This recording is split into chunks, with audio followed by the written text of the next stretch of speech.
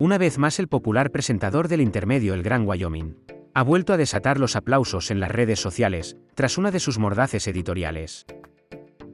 Haciéndose eco de los actos conmemorativos por los atentados del 11M, El Gran Wyoming quiso recordar en su programa aquellos momentos vividos y la desfachatez que tuvieron los principales protagonistas, implicados en toda aquella gran mentira.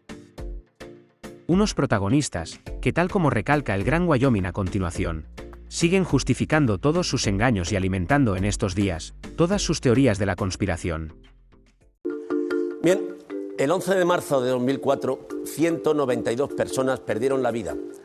Casi un millar resultaron heridas y varios miles más perdieron a un amigo, a un familiar o a un hijo.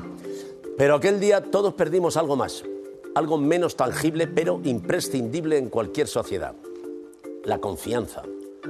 El gobierno de José María Aznar decidió que el resultado de las elecciones, que se celebraban apenas 3 días después, dependía de quién fuera el autor de aquellos atentados. El esquema mental del presidente del gobierno y sus colaboradores era simple: un atentado de ETA beneficiaba sus posibilidades electorales. Un atentado islamista, tras las masivas movilizaciones contra la guerra de Irak, las perjudicaba. En un primer momento nadie puso en duda la versión que ofrecía el gobierno. Los principales medios de comunicación culparon a ETA de este atentado. Pero no es menos cierto que el propio José María Aznar se encargó de llamar personalmente a los directores de esos medios, asegurando que ETA era la responsable. Aunque curiosamente el propio Aznar nunca mencionó directamente a ETA en público. Pero al fin y al cabo, ¿quién podría creer que todo un presidente del gobierno mentiría en un momento así? Cualquier duda era una intoxicación, y cualquiera que osara disentir de la versión del gobierno era un miserable. Y así lo estableció el entonces ministro del Interior, Ángel Acebes. Las fuerzas y cuerpos de seguridad y el Ministerio del Interior no tienen ninguna duda que el responsable de este atentado es la banda terrorista ETA. Me parece absolutamente intolerable cualquier tipo de intoxicación que vaya dirigido por parte de miserables a desviar el objetivo y los responsables de esta tragedia y de este drama. En fin, miserables. Qué tajante, qué convicción, ¿verdad? Lo que no sé es por qué era ministro de Interior y no presentador de una teletienda, porque realmente estaba vendiendo una moto.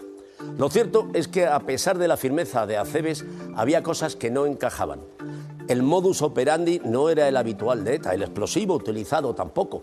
El entonces líder de Batasuna, Arnaldo Otegi, negó a las pocas horas la participación de la banda terrorista. Y aún más importante, el mismo 11 de marzo ya aparecieron varios indicios y pruebas que apuntaban a un grupo islamista.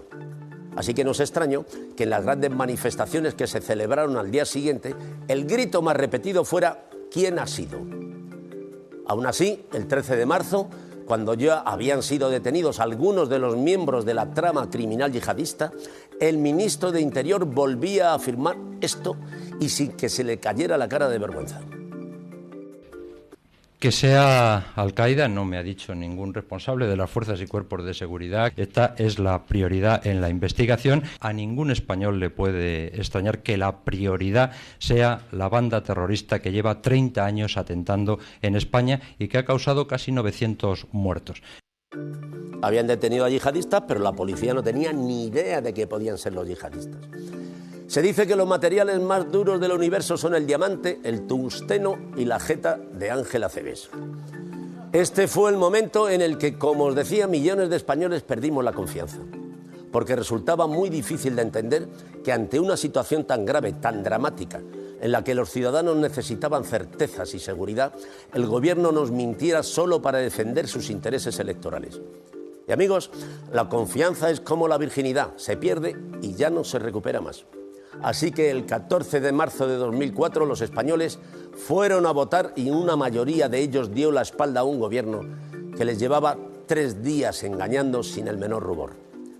Todos esperábamos que tras el resultado de las urnas José María Aznar reflexionara un poco y diera la cara y hubiera dicho algo así como: lo siento, me he equivocado, no volverá a ocurrir. Pero lejos de eso decidió que, ya que habían perdido el gobierno, podían perder algo más: la vergüenza. Así que en ese momento el Partido Popular y algunos importantes medios de comunicación afines se lanzaron a la mayor campaña de desinformación de nuestra historia, la llamada teoría de la conspiración. Un relato burdo y falaz cuyo único objetivo era justificar las mentiras del gobierno de Aznar en los días posteriores al 11M, a una costa de arrojar todo tipo de sospechas sobre los partidos de la oposición y las fuerzas de seguridad del Estado. Una página negra de nuestra historia política y mediática en la que se llegó a dar credibilidad a algunos de los criminales más infames que ha conocido nuestro país, como Emilio Suárez Trasorras, el traficante que proporcionó los explosivos para los atentados. Se presionó hasta el límite de lo humano a algunos de los investigadores del caso, como el comisario de Vallecas, Rodolfo Ruiz, a quien destrozaron su vida profesional y familiar. Y se dividió y se enfrentó de forma nauseabunda a las víctimas del terrorismo, llegando a cargar de una manera cruel y brutal contra la portavoz de la Asociación de Víctimas del 11M, Pilar Manjón, cuyo hijo murió en los atentados. Todo parecía servir con tal de salvar la cara a Aznar y a su gobierno. Absolutamente todo. Daba igual que fuera falso, absurdo o directamente sacado de Mortadelo y Filemón. Como la idea de que todas las estructuras del Estado, incluidas sus fuerzas de seguridad, sus servicios de inteligencia o la justicia, se confabularan para hacer llegar al poder a un presidente socialista. Que hablamos de Zapatero, no del Joker, que en lo único que puede parecerse es en las cejas.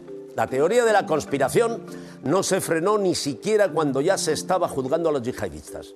3 años después de los atentados, Aznar aún era capaz de afirmar esto en la Comisión de Investigación del Congreso sobre los atentados del 11M. No creo sinceramente que los autores que usted llama intelectuales de esos atentados, no creo que anden en desiertos muy remotos, ni que anden en montañas muy lejanas. Ahí lo tienen. Pues no sé si estaban en desiertos remotos, pero la que sí debía estar perdida en una lejana montaña es la vergüenza de Aznar y, por cierto, todavía debe seguir vagando por ahí. Han pasado 20 años de los atentados y algunos menos de la teoría de la conspiración, pero parece que la indignidad de algunos sigue intacta. Aún este fin de semana hemos tenido que soportar a los protagonistas de aquella infame conspiración arrojando sombras sobre la investigación. Y todavía hoy, Faes, que como sabéis es la voz de Aznar en la tierra, justificaba la actuación de aquel gobierno. Una pérdida más de Aznar. Primero perdió el gobierno, después perdió la vergüenza y últimamente parece haber perdido el norte. Y hoy, 20 años después de todo aquello, él y todo su entorno han perdido una magnífica oportunidad de estar calladitos.